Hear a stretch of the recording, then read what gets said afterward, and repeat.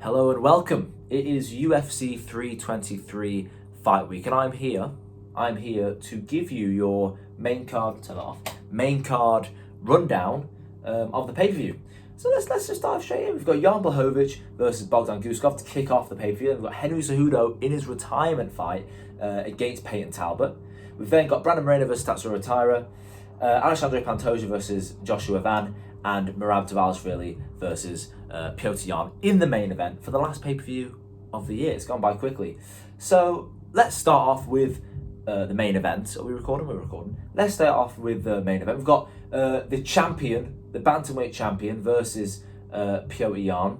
And if we break down the stats here, we've got Merab, 21 wins, 4 losses. He's 34 years of age, giving him a 2-year age gap. He's 2 years older. 1 inch shorter, but he's got a 1 inch longer reach. And yeah, as I said, he's looking for his 4th title defense. Not that it kind of matters, but I saw a video where they analysed ages where you're in your prime, and the span is from 31 to 35, with 33 being the sweet spot, and then 35 is where you actually start dipping inability. So no wonder Merab's been absolutely destroying his opponents because he's still in that 4-year window, and he's just past that sweet spot.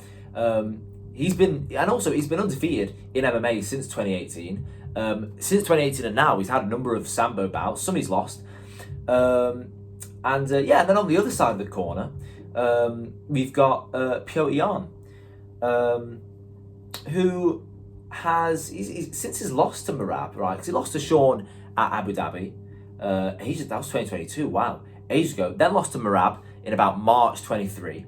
But after that, he's gone on a 3-fight win streak. He's beaten Son Yudong, beaten Davison Figueiredo, and then had that, it was a bit of an unusual matchup between him and Marcus McGee, but won that. And there's not really anyone left for Merab to fight. So, and also, let's not get ahead of ourselves. It's also an incredible fight, him versus Jan. Jan said he was injured in their first fight. If that's for real, and he's going to be even better this fight, it will be amazing. But I'm sure a lot of people will have Merab winning. As I said, he's in that sweet spot for age. His pace is relentless. He managed to take down Umar Nurmagomedov, so he's absolutely got that takedown ability that I think a lot of people, me included, don't think Jan will be able to stop. Plus, the pace he puts on. Now, don't get me wrong, Jan's definitely got the striking advantage, but Merab just runs you down and rugby tackles you for 25 minutes straight. So, as a lot of people do, as I do, it's Merab. I think he's going to win. A lot of people will also agree with me. However, let's look into what it means, whether it's a loss or a win for either one. So, come on, if Merab loses, he's guaranteed a rematch, as he should be for what he's done. However, if he likely will win, I think I wouldn't mind him doing one of two things. Either give him Umar, right? He's the number 1 contender in the bantamweight division, and he's just beaten Mario Batista, so he's coming off a win. Number 1 contender, he's number 1 ranked, coming off a win. I wouldn't mind them giving him a title shot, and again, it'll be another great fight. Or look, if he fights for the featherweight title after this potential successful defense, I wouldn't mind that either. Whether it's Lopez, whether it's Volkanovski, I wouldn't mind, and I'm sure a lot of people would love to see it. See Merab try and go for that second belt, but it's up to Merab. Maybe he just wants to stack wins and defenses in his resume, and who can blame him? A loss for Jan. It's a bit weird, to be fair, because below Jan you've got you got Corey Sandhagen, you've got who he's beaten. You've got Sean O'Malley, who he's beaten. You've got Figueiredo, who he's beaten, right? But I'd put him against Corey. It was a great fight. They've only had one fight, so what's another one?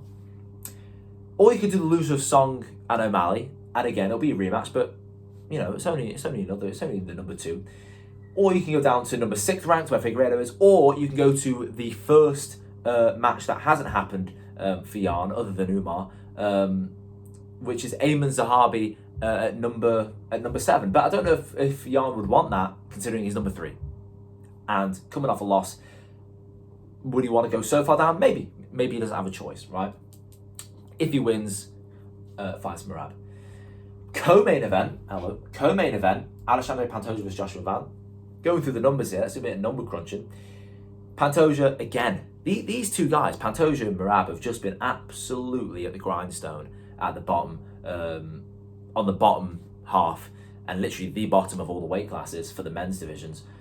30 wins, 5 losses, looking to make his 5th title defense because he's beaten Royval, he's beaten Usyk, he's beaten Asakura, and he's beaten France. They're equal on height, him and Joshua Van. However, he's got a 3-inch reach advantage against Joshua Van, and I'm sure a lot of people will have Joshua Van being the striker, the better striker in this bout. He's got incredible boxing. His kicks aren't bad. The kicking realm, I'm sure, will be the most equal part. But it's just a story of Pantoja's immense pace. Again, he's got a chin of dynamite. I like to say he doesn't have footwork. He just walks at you. He doesn't plant his feet. He doesn't shift his hips. He just walks at you. And if you punch him, great, he'll just keep on walking through them. So he's got that incredible pace, that incredible toughness. You just can't put him away. And then he's got his grappling, which is likely where he's going to find the win. And then Royval's got the boxing on his side. If you look on Van, not Royval. If you look at Van, 15-2. He's got 2 losses.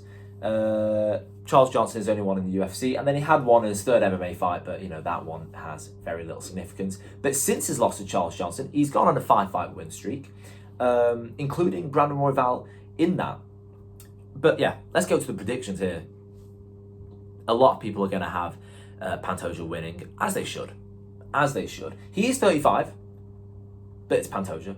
The grappling, I personally believe, and I'm sure a lot of people do, the grappling and the pace and the toughness is what is going to win Pantoja this fight, like it has plenty of other fights. We saw his fight against Brandon Moreno. He just charged forward and just grappled him.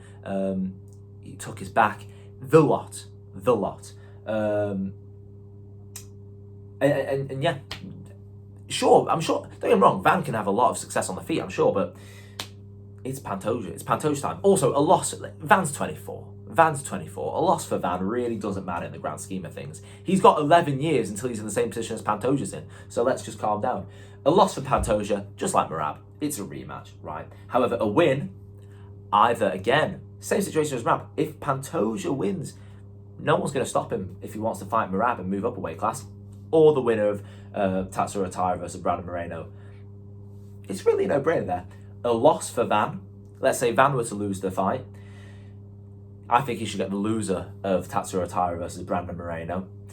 And if he wins, he needs to give Pantoja a rematch. Moving down though, so those are the 2 championship fights. Moving down though, Brandon Moreno versus Tatsuro Taira. Now Moreno, it surprised me every time. He's like Darren Till. I look at his age and he's way younger than I expect. Brandon Moreno's only 31. He's only 31. He's just entered that prime window, right? They're both equal in stats, right? Height and reach, they're both equal. And yeah, predictions wise, look, we'll go with Moreno in this one, but let's not put anything past Taira. But yeah, in this fight, right, we've got Brandon Moreno, who is ranked highly. However, he's fighting down. Even though he's got wins over Usyk and Merab. He's fighting down. But it's because he's got Van above him, who's fighting for the championship, right? He's got, he's got wins over, I've just said that, wins over Royval and Arbazi. And yeah, the next best is Van. If you look at Taira, I'm going a bit all over the place here, Jesus Christ. If you look at Taira, he's got only 1 loss, which is to Royval. But yeah, the significance of this fight, I think, is it's a number 1 contenders fight. I think the winner should have to fight for the championship. Whether it's Moreno, that'll be his 4th fight, including the Ultimate Fighter fight against Pantoja. That'll be his 4th fight. And then if Taira wins, yeah, give Taira a championship fight. But yeah, because look, you got Royval, who's number 3. He's not going to get anything because he's just lost to Van. And Arbazi at number 4 really hasn't done much. But yeah, that's the Moreno versus Tyra fight. Now we go to the second fight of pay-per-view, Henry Cejudo versus Peyton Talbot. Obviously, the limelight, the story, the most significant part of this fight is it's Henry Cejudo's last fight. Coming into his last fight, he's 16-5 in mixed martial arts, Triple C, 38 years of age. He's got notable wins against the great, the GOAT, Demetrius Johnson. He's got wins over Dominic Cruz, Joseph Benavidez, Sergio Pettis. He's got some great wins under his belt. Since dropping the belt, however, he has lost to Aljamain Sterling. He has lost to Merab. And he had that fight with Yadong, which I'm sure he wouldn't have been very happy with. What a career he's had, right? What a career he's had. And again, let's look at the Peyton Talbot versus Raoni Barcelos fight at the start of this year. Peyton Talbot lost because he couldn't deal with the grappling of Raoni Barcelos. Now, no slack to Raoni Barcelos, but he is no Triple C. He's not Henry Cejudo.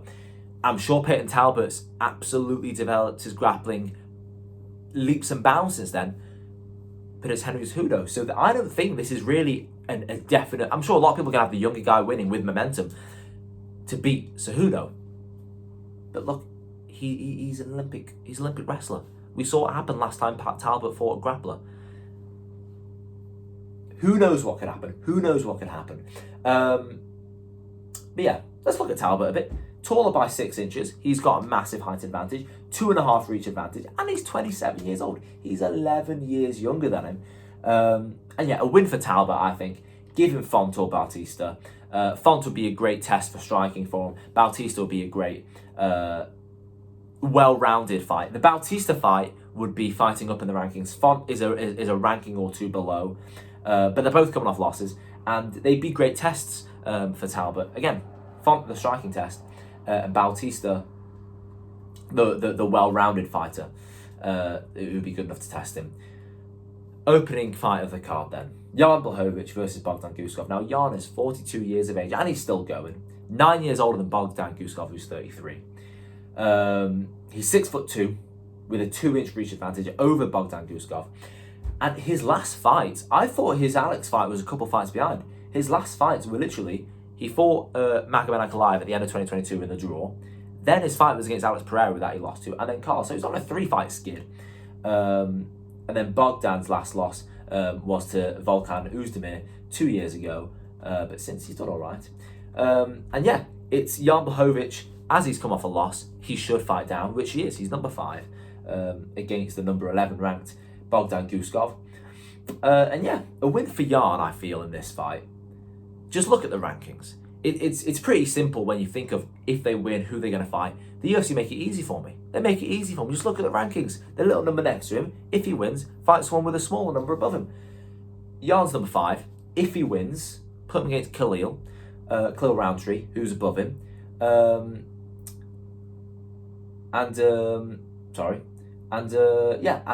If he loses, just I think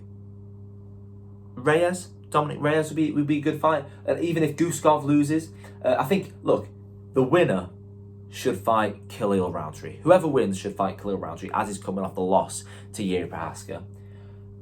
And the loser should fight Reyes. I believe, anyway. Guskov, let's say Guskov wins, he should definitely fight Reyes, as Guskov is below Reyes, and Reyes should fight down after losing, and Guskov gets the reward of fighting up. That's if the UFC don't want to do Guskov versus Khalil Roundtree. Maybe Guskov beats Jan Blachowicz, and they want to send him right to the top 5 and give him Khalil Roundtree. If not, Reyes is coming off a loss, so you can chuck him to Reyes. But I say chuck him as if I'm not saying chuck him as if he's going to lose to Reyes, but just give him to Reyes. But that is your main card rundown. Jan Blachowicz versus Bogdan Guskov. Winner fights Khalil or Reyes. Cejudo versus Talbot. Big respect to Cejudo. What a career he's had. And look, let's not look. I know he's 38. I know he's 11 years old. Let's not look past him. He is an Olympic wrestler. Moreno versus Tyra. We'll go Moreno, but let's not count out Tyra. That's a number 1 contender fight. That's a big fight. Look, let's not look back. That's a big fight. Yeah, that's a number 1 contender fight in my books, at least. Pantoja versus Van. Look, I think Pantoja's going to do it like he always does. Look, also, I forgot to say this, and I'm really annoyed with myself. The fact that Joshua Van, again, no slack to Joshua Van, but this guy's fighting Pantoja, who is one of, if not the greatest, Sure, you could say he's second greatest flyweight of all time, of all of mixed martial arts. He's fighting him. That's who Joshua Van's fighting at 24 years of age. He had a war with Brandon Royval. He had a war. He had a competitive fight with Brandon Royval. So that's also another strong reason that you could go with Pantoja, other than the fact that he's Pantoja. And then, yeah, Merab versus Jan. I'm sure there's a lot of Jan fans who would love to see him beat Merab, but I'm sure there's also a lot of people who know what the bookies are saying, and I'm sure a lot of people will go with Merab, as it is very understandable. Look what he's done so far. The best way, I feel, to predict what's going to happen in the future is look at the past. Look at the run he's done, and not how many defenses he's had, because numbers are one thing, but look at the context. Look at how he's beaten them.